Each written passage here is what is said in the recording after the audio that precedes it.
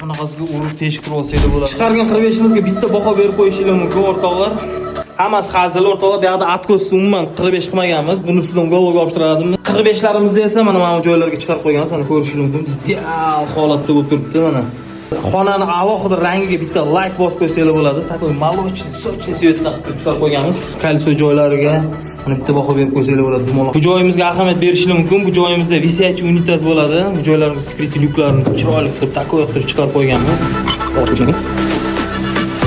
Sekingini akkurat qilib yopib qo'yamiz.